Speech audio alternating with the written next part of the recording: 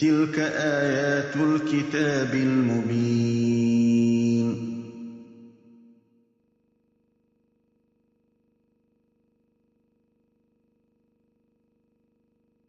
Assalamu alaikum.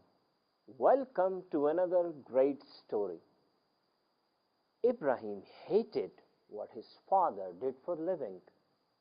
He often told his father to change his job, but his father wouldn't listen. One day his father got angry with him. "Would you stop bugging me? I like what I do for a living." Before his father could say anything else, Ibrahim said, "Oh, I can't believe that, father. You like making gods out of stones? It's a dirty thing to do. How can you possibly imagine that rocks can be our gods?" Boy, his father was mad to hear that. "Stop that nonsense. How dare you talk like that about our gods? As a matter of fact, you should be coming to the house of worship and pray to idols." Ibrahim didn't like the idea. "Well, I will never go to that place. I don't like praying to idols."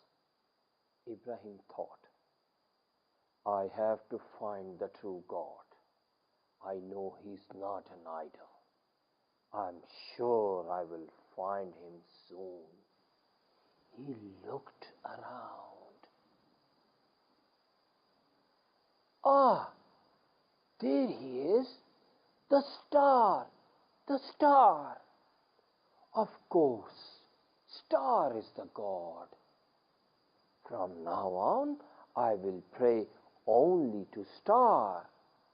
I will not ask anybody for help except for the star. Ibrahim was disappointed when star disappeared. He said, "أعوذ بالله من الشيطان الرجيم. لا أحب العافلين."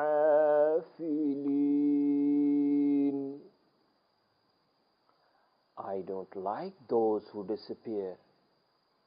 A while later, moon appeared. Ibrahim was excited to see it. "That's my God." But it also disappeared after a while. Ibrahim saw the moon disappear and said, "لئن لم يهدني ربي لأكونن من القوم الضالين."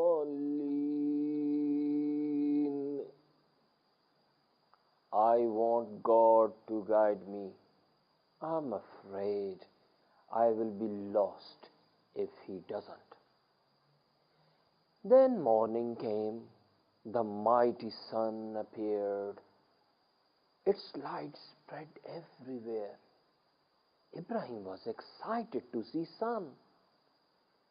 "Well, now I have no doubt sun is the God." But in the evening, sun disappeared. That disappointed Ibrahim once again. "I am still not able to find the God. I wish I could, I wish I could." Then he started to think about the things that had seen since yesterday. Star appeared and disappeared. Moon came and went. Sun shined and vanished. Oh, now I get it. All these things are made by God. That makes sense.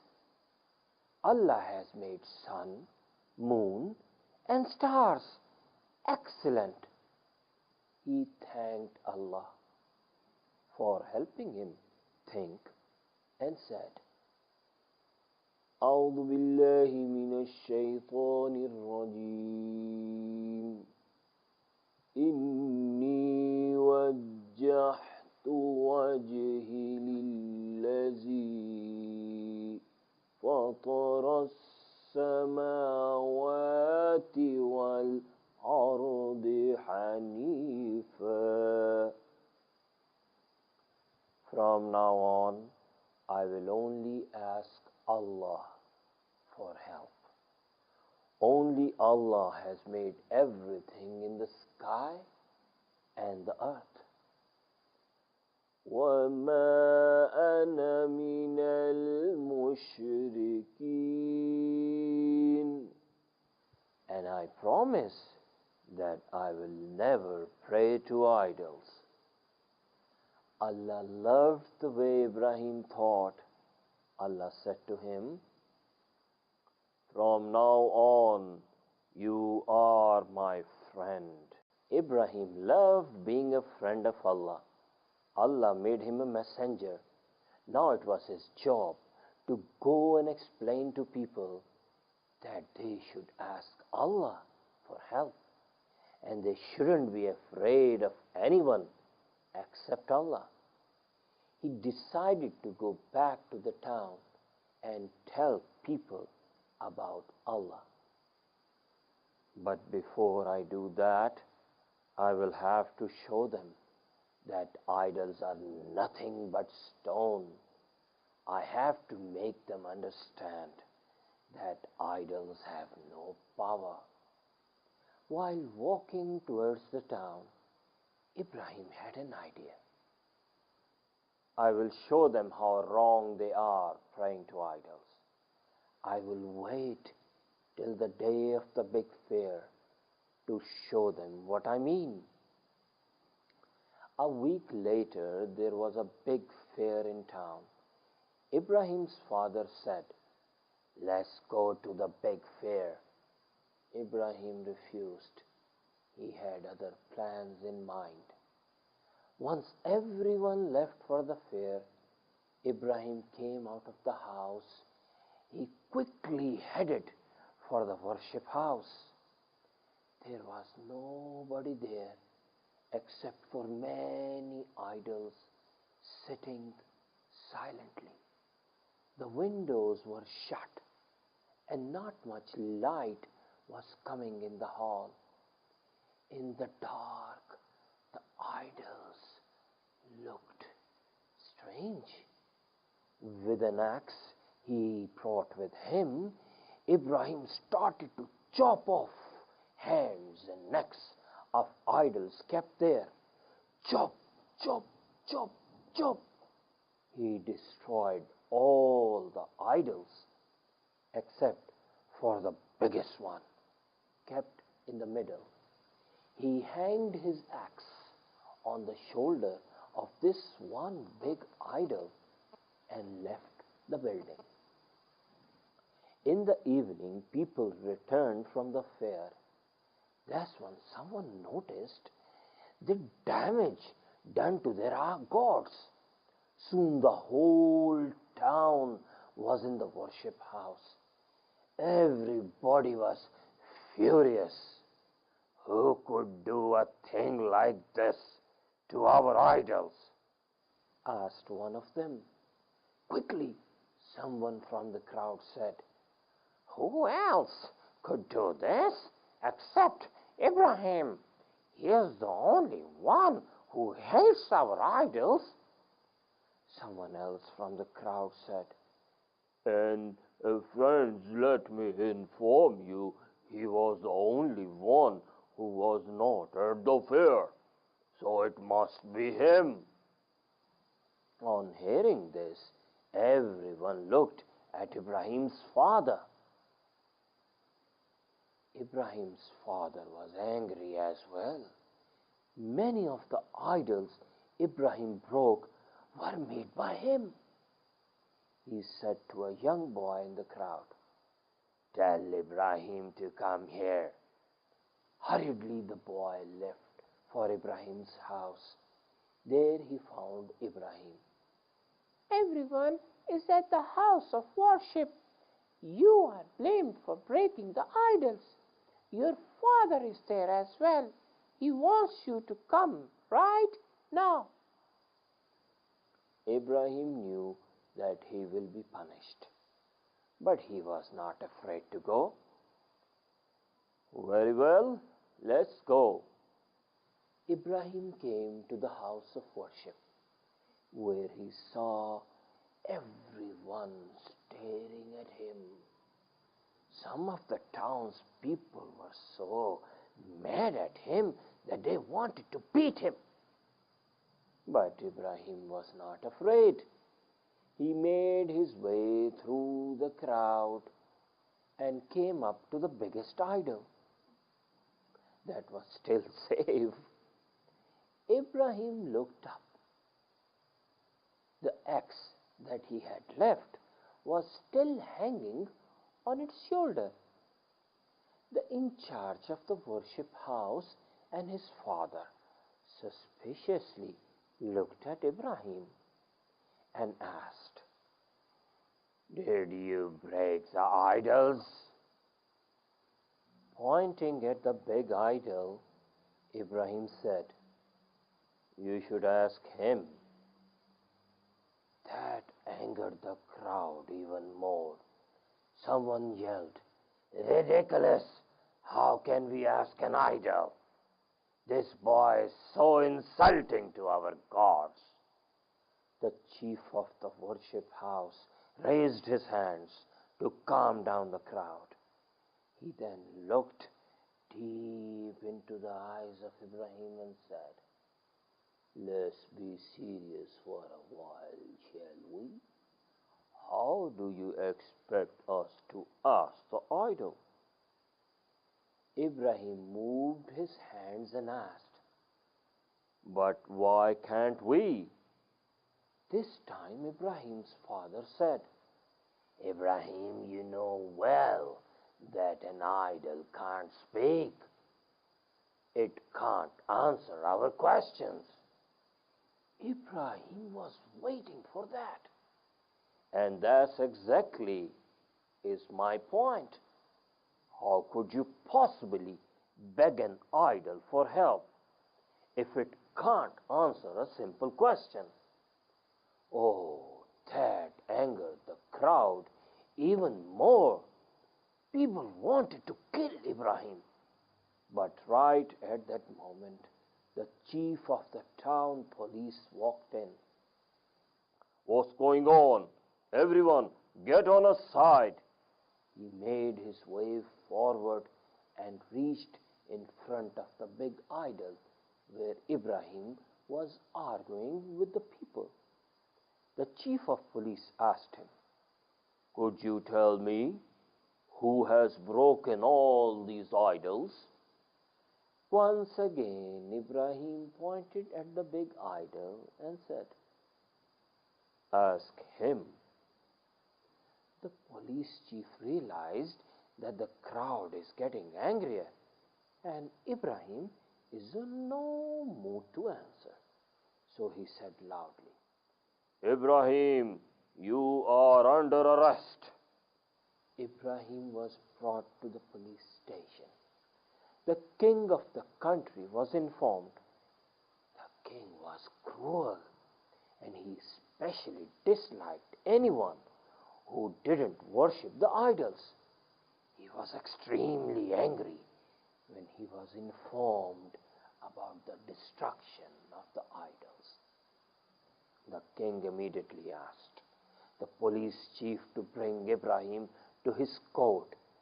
The very next day, Ibrahim was dragged to the king's court, where all the important people of the country had gathered to listen to what Ibrahim had to say. "Speak up, boy. Tell me, who broke the idols?" the king asked. Again, very calmly, Ibrahim answered, "That's not for me to answer. You should have someone ask this question to that one remaining idol in the house of worship." Oh, the king was furious to hear that answer.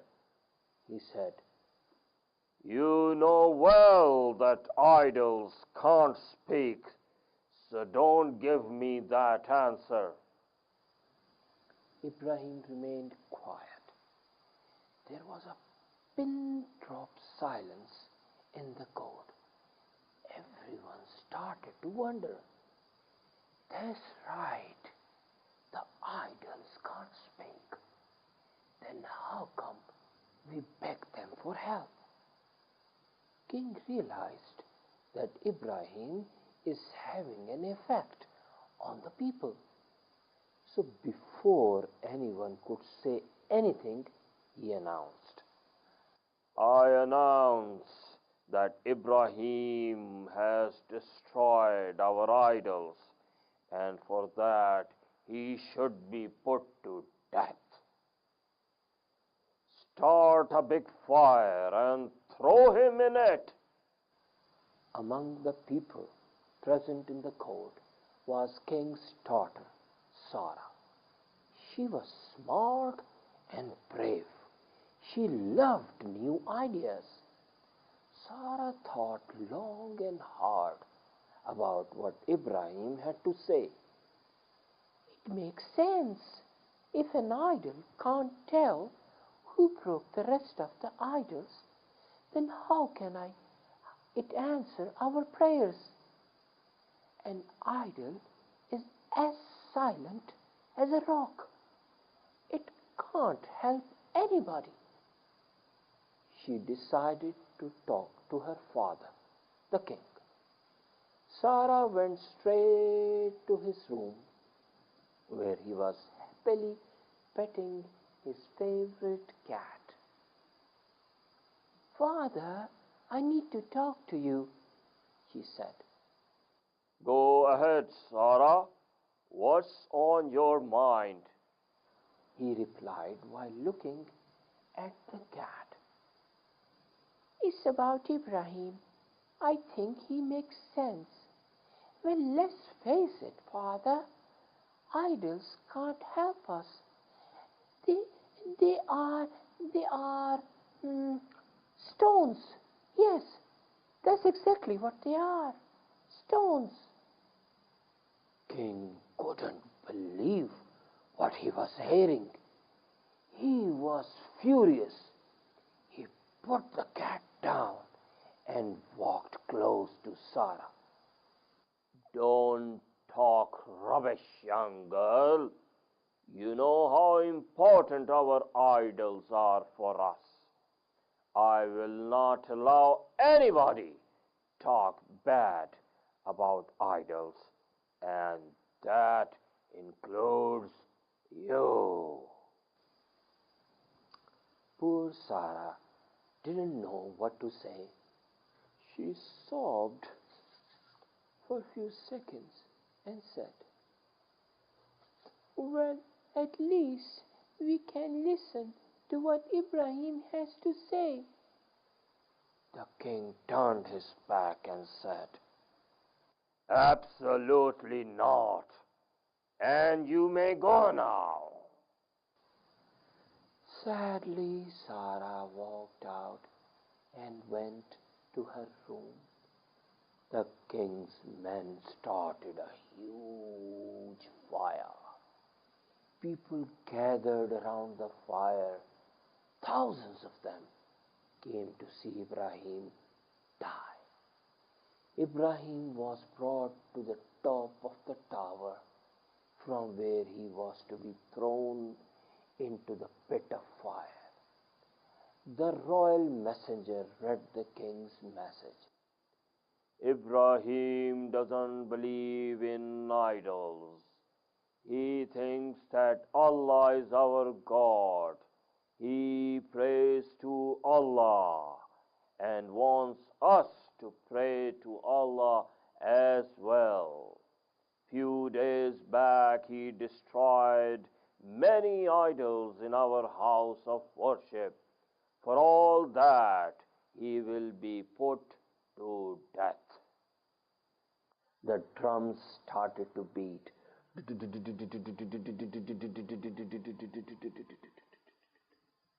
Ibrahim walked to the edge of the tower and looked down. All he could see was huge balls of fire trying to reach Ibrahim. Without any fear, Ibrahim jumped. He headed for the fire. Right at that moment, Allah said to the fire, "O fire, be cool and gentle for Ibrahim." Ibrahim felt something strange. As he got closer to the fire, it was getting much cooler and pleasant. Within few seconds, he disappeared in the fire. But what's that? The fire didn't burn him. It felt like springtime inside this huge fire. Ibrahim could breathe, walk, and even sleep inside the fire. He could see people outside, but people looking at the fire couldn't see him. They all thought he is dead. So they all left.